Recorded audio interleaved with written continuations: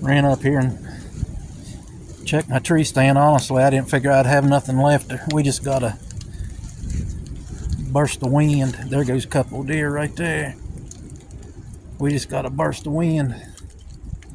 I know it's better than 50 mile an hour. Yeah, I mean, it came out of nowhere. It amazes me that